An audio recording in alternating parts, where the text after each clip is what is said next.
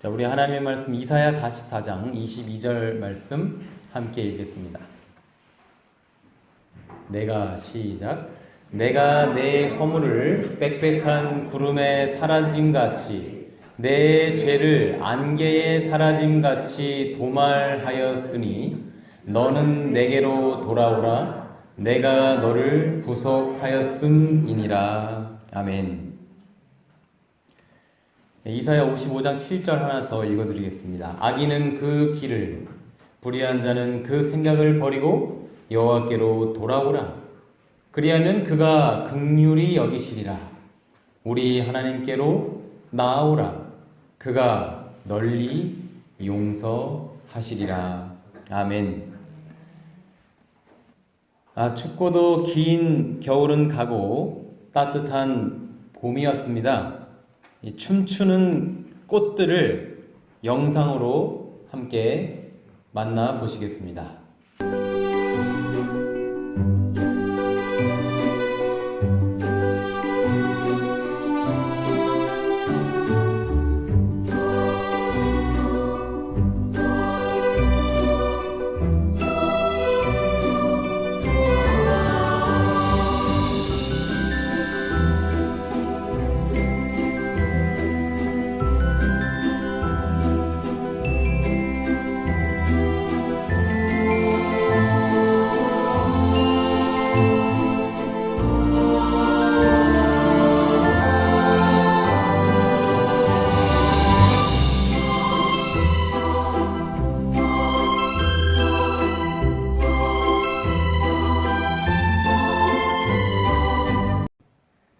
저 흥겹게 춤추는 꽃들처럼 우리도 정말 기쁘고 행복한 봄날 안식일 되시기를 간절히 기도합니다.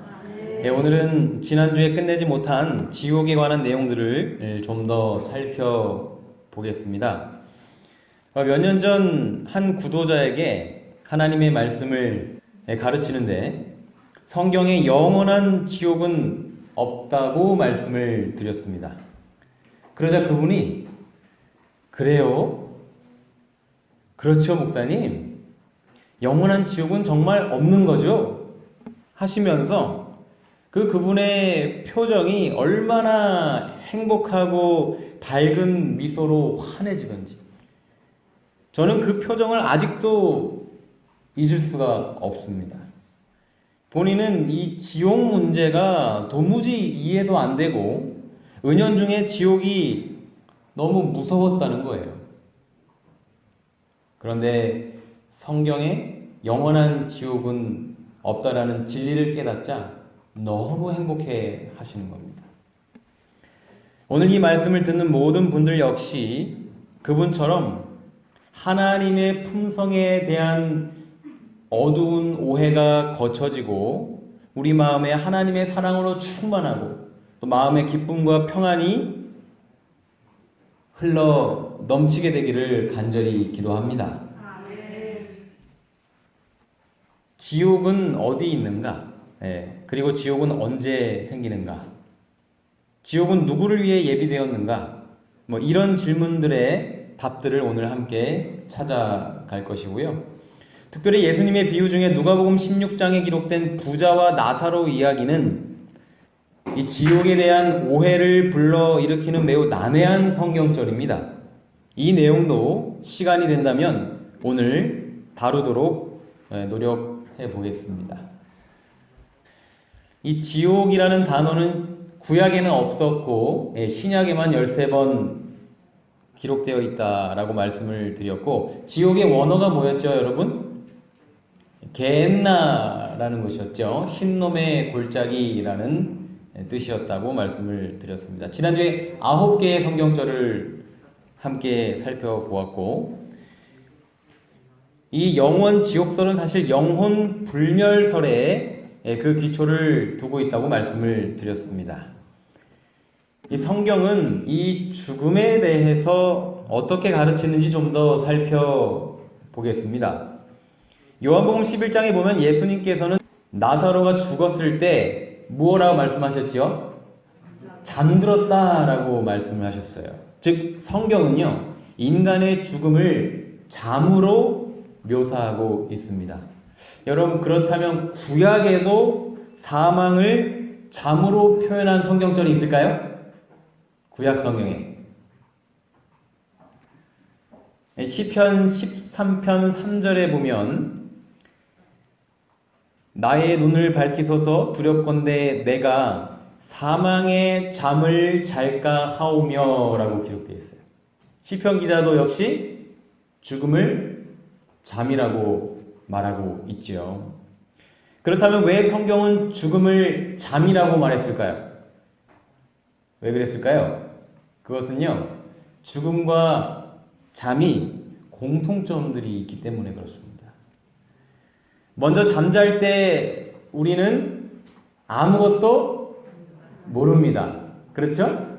예. 잘 때 뭐 어떤 세상에 어떤 일이 일어나도 자고 있는 사람은 몰라요. 이와 같이 죽은 자는 아무것도 모른다라고 전도서 9장 5절에 기록되어 있죠. 영혼 불멸설과는 전혀 다른 성경의 가르침입니다. 그렇죠? 영혼 불멸설은 뭐예요?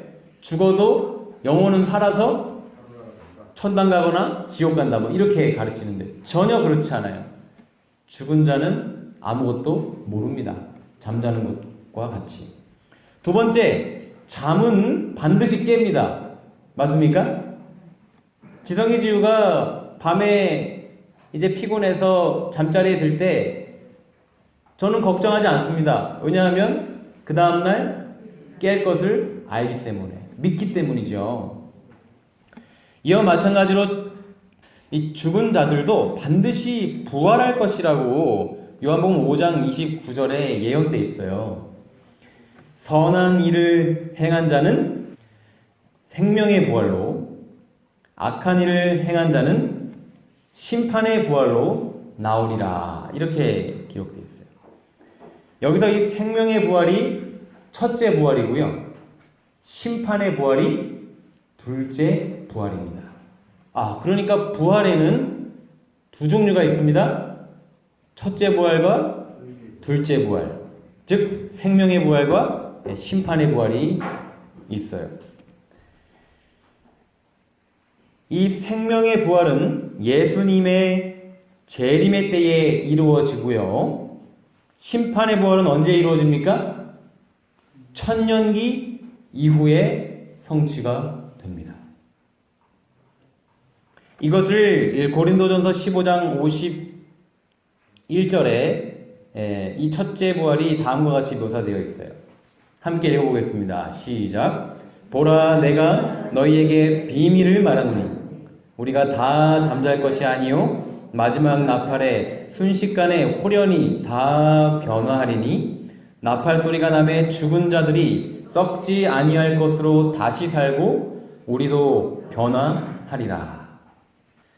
예수님께서 재림하실 때 예수님을 믿고 잠든 의인들은 영생의 몸으로 부활하여 영광의 천국에 들어갈 것입니다. 여러분, 이 죽었던 사람이 부활할 수 있다는 것을 어떻게 믿을 수 있을까요? 물론 성경에 기록되어 있고요. 우리가 봄에 이 죽어 있는 것 같은 이 나뭇가지에 드디어 무엇이 핍니까? 새싹이 나고 꽃이 피는 것처럼 죽은 존재가 살아날 수 있구나라고 우리가 알 수 있고요. 더 놀라운 그 천연계의 현상이 있습니다. 여기 꽁꽁 얼어 있는 개구리가 한 마리가 있어요. 여러분, 이 개구리가 죽었습니까? 살았습니까? 아니요. 이거 겨울잠 자고 있는 게 아니고요. 그냥 꽁꽁 얼어 있는 개구리예요. 정말로. 호흡도 없고요. 맥박도 없습니다. 지금 현재 심장도 뛰지 않고 모든 것이 멈춰 있어요. 이거 죽은 겁니까? 사는 겁니까? 의학적으로 잠잔다고 하기보다는 죽었다고 하는 것이 맞겠죠. 그렇죠? 그런데 이 꽁꽁 얼어있는 개구리가 이 봄이 오자 놀라운 일이 벌어지는데요. 영상으로 보시겠습니다.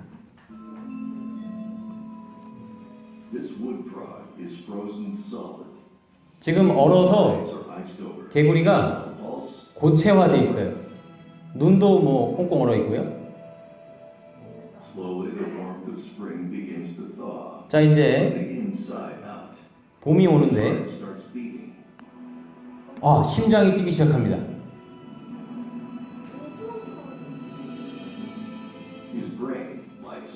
그리고 뇌가 깨어나고요. 움직이기 시작합니다.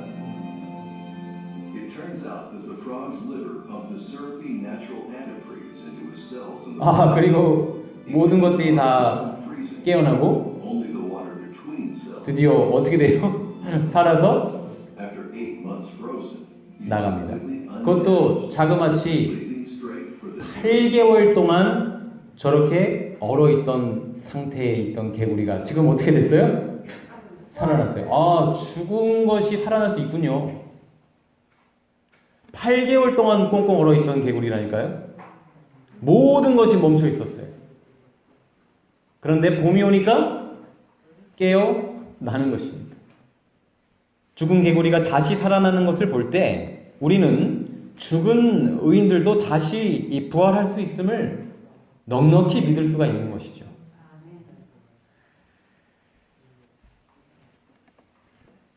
계시록 20장 6절에 보면 이 첫째 부활에 참여하는 자들은 복이 있고 거룩하도다.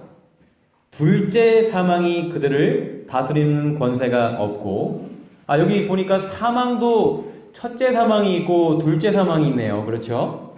부활에도 첫째 부활이 있고 둘째 부활이 있는 것처럼 사망도 첫째 사망이 있고 둘째 사망이 있어요. 근데 둘째 사망이 그들을 다스리는 권세가 없고 도리어 그들이 하나님과 그리스도의 제사장이 되어 1000년 동안 그리스도로 더불어 왕노릇 하리라 라고 기록되어 있습니다. 첫째 사망은 무엇일까요?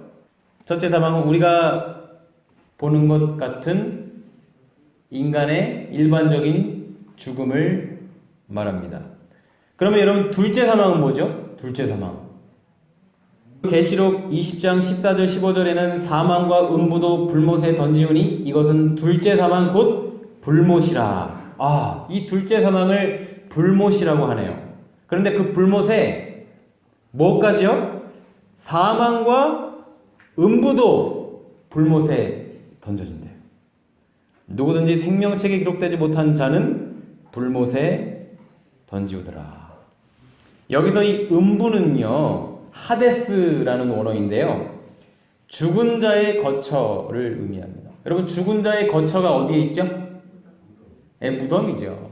이제 지옥에 대한 명확한 이해를 하게 되면 이 음부에 대해서도 우리가 오해 없이 이해할 수 있어요. 근데 많은 사람들이 이 음부를 지옥으로 이해하거나 해석하는 사람들이 많아요. 지옥 아닙니다. 죽은 자의 거처는 무덤이에요. 하나님의 유황불은 우리를 슬프고 고통스럽게 했던 죽음과 무덤까지 다 소멸시켜 버리는 불인 것이죠. 계시록 21장 8절에도 그러나 두려워하는 자들과 믿지 아니하는 자들과 흉악한 자들과 살인한 자들과 행음자들과 술객들과 우상 숭배자들과 모든 거짓말하는 자들은 불과 유황으로 타는 못에 참여하리니 이것이 둘째 사망이라 라고 이 둘째 사망을 묘사하고 있습니다.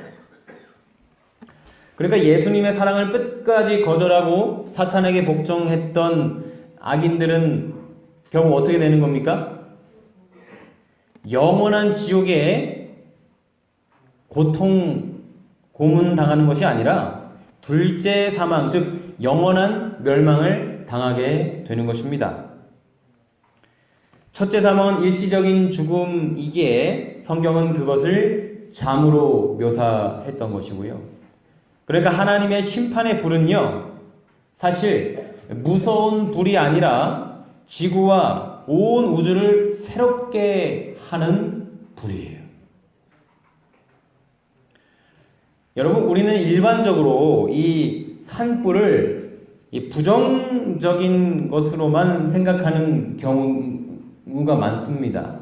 그러나 이 어떤 식물들에게는요, 산불이 또 다른 생명의 시작이 되기도 해요.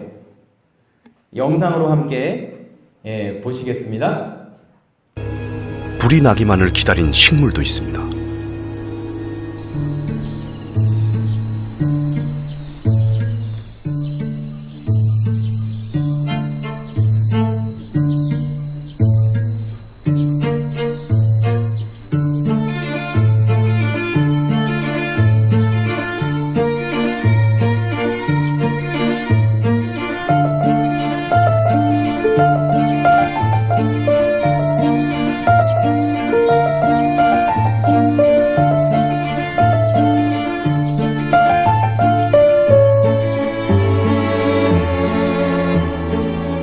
이 식물들은 200도 이상의 고온에서만 솔방울을 엽니다. 씨앗을 퍼뜨리려는 것이죠. 불이 났을 때 상승기류가 생긴다는 것도 식물들은 알고 있습니다.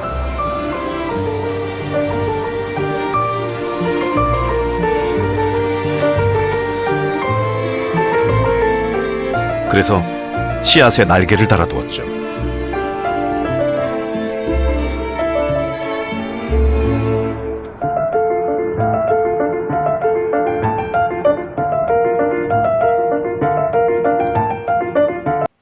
네. 이 시오크 나무와 이 뱅크스 소나무는요, 200도가 넘는 고온에서만 씨앗이 열려요. 그리고 그 씨앗이 발아해서 새로운 생명을 싹 틔웁니다. 이 하나님의 유황불은 새로운 지구, 새로운 우주의 새로운 시작이 될 것입니다. 여러분, 계속해서 베드로후서 2장 4절 말씀 함께 읽어보겠습니다. 하나님이 시작. 하나님이 범죄한 천사들을 용서치 아니하시고 지옥에 던져 어두운 구덩이에 두어 심판 때까지 지키게 하셨으며. 여러분, 하나님이 범죄한 천사들을 용서치 아니하시고 보니까 지옥에 던졌다요. 그리고 어두운 구덩이에 두어서 심판 때까지 지키게 하셨다는 것입니다. 여기 이 지옥으로 번역된 단어의 원어가요, 게엔나가 아닙니다. 아까 13번 나왔다 그랬잖아요. 그 13번 중에 단 한 단어가 여기에 나와요. 12개는 게엔나인데 이 단어는 타르타우로인데요. 신약 성경 통틀어서 여기 한 번 사용된 단어입니다. 신약 성경 통틀어서. 여러분, 그런데 게엔나와 같이 지옥이라는 의미로 이 단어를 번역하면 되겠습니까? 일단 타르타로는요, 여기 보니까 어두운 구덩이네요. 그리고 범죄한 천사들이 심판 때까지 갇혀 있는 곳이에요. 자, 이게 뭔지 지금 찾아가는 겁니다. 그러니까 타르타로가 무슨 의미인지. 이 말씀을 이해하기 위해서는 유다서 6절과 비교해서 살펴봐야 됩니다. 이 짝 성경절인데요. 또 자기 지위를 지키지 아니하고 자기 처소를 떠난 천사들을 큰 날의 심판까지 영원한 결박으로 어디에요? 흑암에 가두셨으며 라고 기록되어 있어요. 그러니까 이 어두운 구덩이는 다른 말로 흑암이라고 할 수 있겠고요. 계시록 20장 1절로 3절에 보면 더 분명히 알 수가 있는데요. 또 내가 봄에 천사가 무적행 열쇠와 큰 쇠사슬을 그 손에 가지고 하늘로서 내려와서 용을 잡으니 곧 옛 뱀이요 마귀요 사탄이라 잡아서 1000년 동안 결박하여 무적행에 던져 잠그고 그 위에 인봉하여 천년이 차도록 다시는 만국을 미혹하지 못하게 하였다가 그 후에는 반드시 잠깐 놓이리라 이렇게 돼 있어요. 자, 그러니까 타르타로오는 어두운 구덩이, 흑암, 그리고 여기 보니까 무적행이에요. 무적행. 그리고 영원한 결박은 예수님 재림하신 후부터 최후 심판 때까지, 즉 천년기를 의미한다는 것을 우리는 이 성경절에서 알 수가 있죠.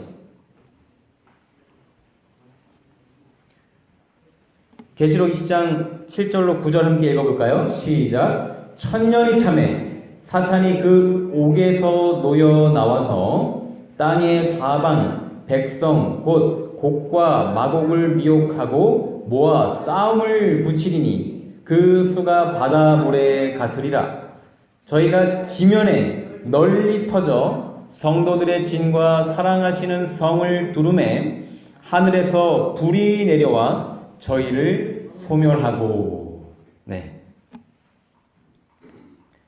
아, 여기 보니까 이 무적행이 옥이라고 되어 있네요. 옥. 이거 옥자는요, 감옥이라는 뜻입니다. 감옥. 네. 근데 그 감옥이 어디예요? 땅이에요.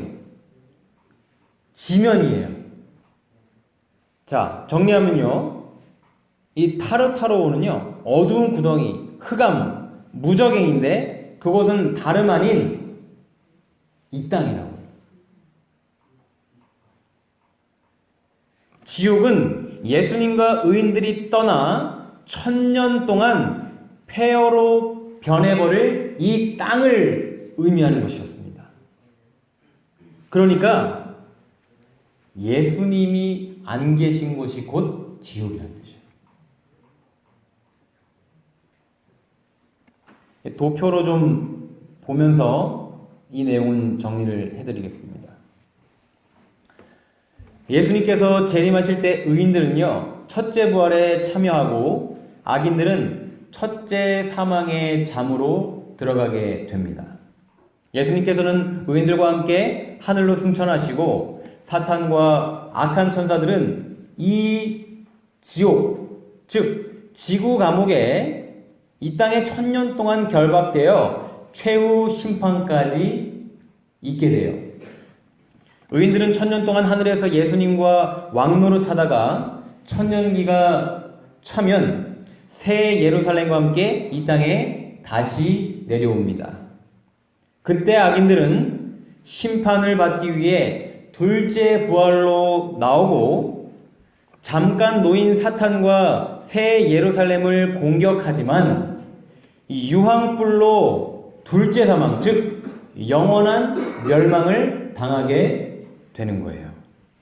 그리고 이 지구는 드디어 새 하늘과 새 땅으로 새롭게 재창조되고 이곳은 예수님께서 영원히 함께 거하시는 온 우주의 수도요, 중심으로 거듭나게 되는 것이죠.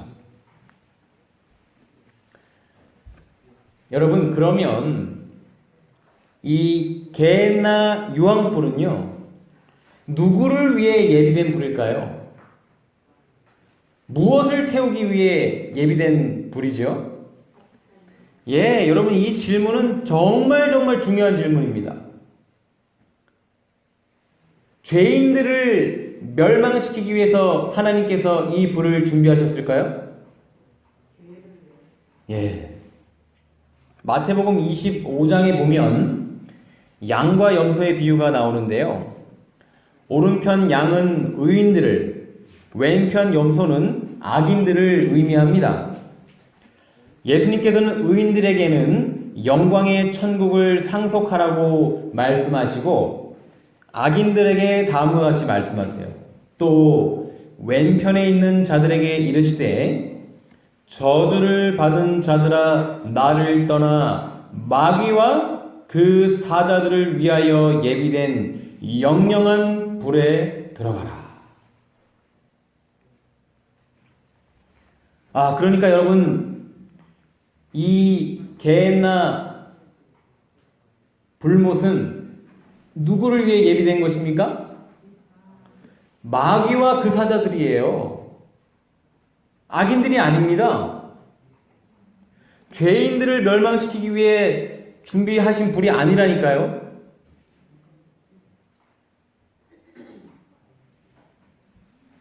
그러나 끝까지 예수님을 거절하고 사탄과 죄로 연결된 악인들은 그들과 함께 영원한 멸망을 당하게 되는 것이에요. 그것이 말라기 4장 1절에 예언된 의미입니다. 만군의 여호와가 이르노라 보라 극렬한 풀무불 같은 날이 이르리니 교만한 자와 악을 행하는 자는 다 초계 같을 것이라. 그 이른 날이 그들을 살라 그 뿌리와 가지를 남기지 아니할 것이로되. 여기서 이 초계라는 말은요 카쉬인데 지푸라기, 건불 이런 걸 의미합니다. 왜 이 불 태우다 보면은 지푸라기, 건불이 이렇게 막 날아가잖아요, 그렇죠? 그냥 날아서 그냥 사라져 버리는 그것을 의미하는 거예요. 그러니까 악인들의 뿌리는 누구일까요? 악인들의 뿌리. 이 뿌리가 죄와 사탄이에요, 사탄. 그리고 가지는요 마귀와 연결되어 있는 악인들이에요. 그러니까 사탄과 죄인들을 남김없이 불살라서 영원히 사라지게 하시는 것입니다. 중요합니다, 여러분. 이것은 하나님은 죄를 미워하시지만 죄인은 사랑하세요.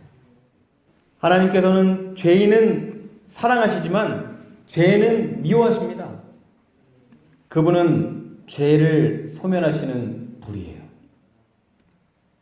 그래서 죄와 함께 멸망당하지 말라고 우리에게 돌아오라고 오늘도 호소하시고 초청하시는 것이에요. 이사야 44장 22절 말씀입니다. 내가 내 허물을 빽빽한 구름에 사라짐같이 내 죄를 안개에 사라짐같이 도말하였으니 너는 내게로 돌아오라. 내가 너를 구속하였음이니라. 여기 보면요 이미 용서하셨대요. 회개하면 용서해 주신다라고 말씀하지 않으십니다. 이미 우리의 죄를 십자가에서 다 용서하셨기 때문에 있는 그대로 나오라는 겁니다. 어떤 분들은 내가 지금 이 상태로는 하나님께 나아갈 수 없어요. 제가 좀 이것도 고치고 저것도 좀 바꾸고 그 다음에 하나님께 나아갈게요. 이렇게 미루는 분들이 상당히 많습니다. 그거 마귀에게 속는 거예요. 여기 보니까 이미 우리의 죄를 도말하였으니 용서하였으니 다 없애버렸으니 그것을 믿고 있는 그대로 나에게 나오라. 그리하면 내가 너를 구속할 것이다. 구원할 것이다. 이렇게 말씀하고 계세요.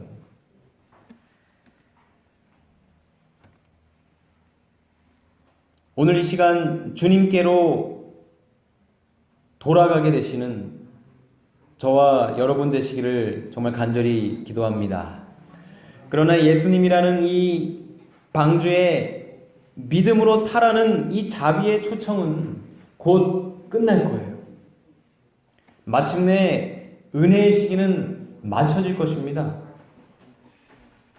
이 창세기 7장에 보면 하나님께서 노아의 방주의 문을요 친히 닫으셨음을 기록하고 있어요.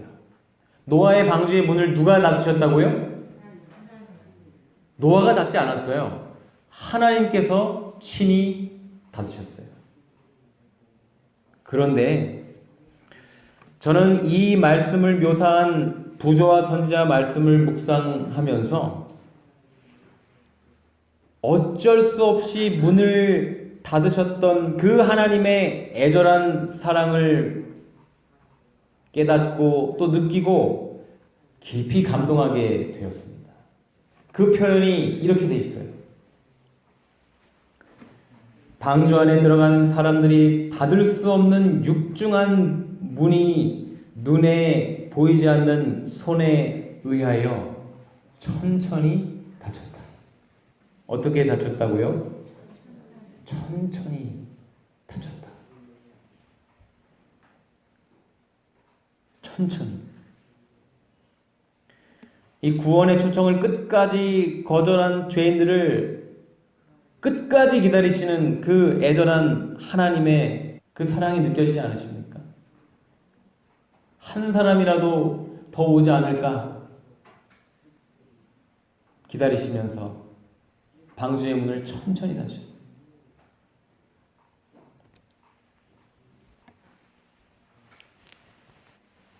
제가 대학 때 보았던 쉰들러 리스트라는 영화가 있습니다. 이 영화는 제2차 세계대전 당시 유대인들을 고용했던 독일인 사업가 오스카 쉰들러가 이 마음의 변화를 받아 자신의 전 재산을 들여서 히틀러의 대학살로부터 1100여 명의 유대인들을 구원하는 실화를 다룬 작품이에요. 마침내 2차 세계대전이 마치고 구원받은 유대인들이 쉰들러에게 감사의 마음을 표현합니다. 그때 쉰들러는 자신이 많은 유대인들을 구원했다고 자부하기는커녕 오히려 한 사람이라도 더 구원했더라면 하면서 이 가슴 아파하지요. 그 장면을 영상으로 함께 보시겠습니다.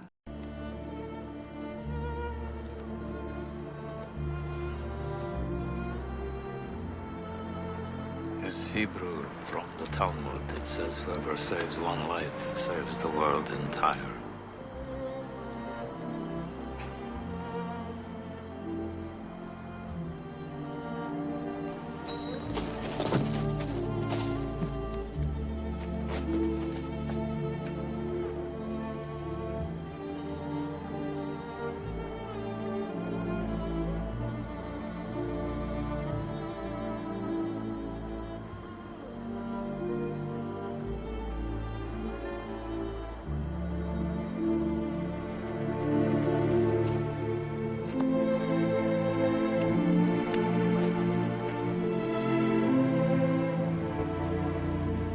I could have got more. I could have got more. I don't know if I just...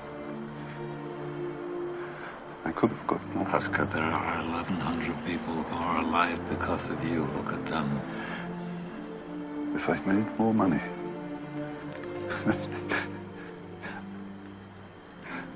I threw away so much money. You have no idea. If I just... There will be generations because of what you did. I didn't do enough. You did so much.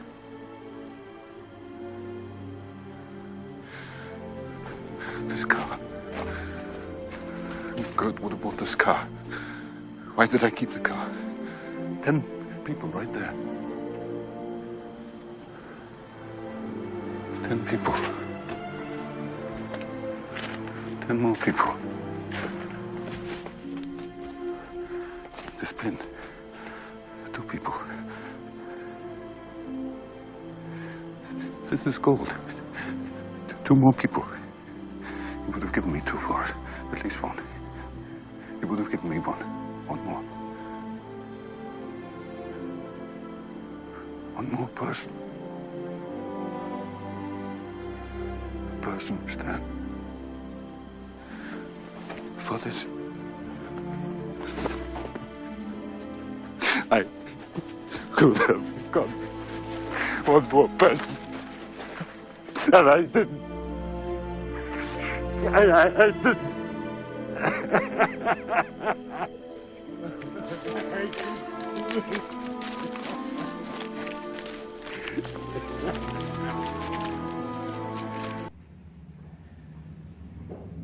하나님은 지옥불에서 악인들을 영원히 고문하시는 분이 아니라 한 죄인이라도 더 구원하지 못하셔서 가슴 아파하시며 통곡하시는 사랑의 하나님이에요.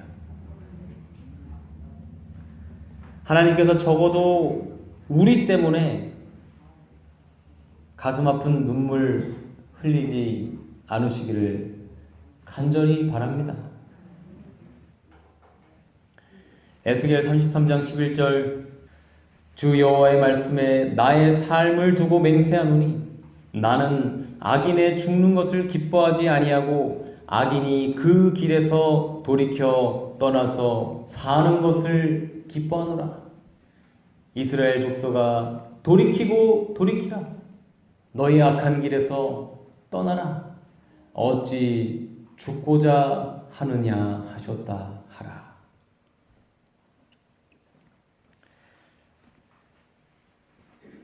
예수님이 재림이 지체돼 보이는 것처럼 보이는 이유는 베드로후서 3장 9절에 보면 오직 우리를 대하여 오래 참으사 아무도 멸망치 않고 다 회개하기에 이르기를 원하시기 때문인 것입니다. 지금 하나님께서는 눈물을 흘리시며 구원의 방주의 문을 천천히 닫고 계셔요. 얼마 안 남았습니다. 얼마 안 남았어요.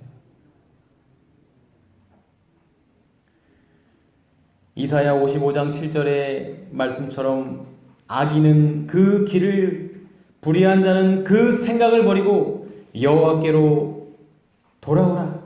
그리하면 그가 긍휼히 여기시리라. 우리 하나님께로 나아오라. 그가 널리 용서하시리라. 여러분, 우리의 생각을 버리고 하나님께로 돌아갑시다. 그리하면 주께서 긍휼히 여기실 것입니다. 우리 하나님께로 있는 그대로 나아갑시다. 그러면 그분께서 널리 용서하실 것입니다.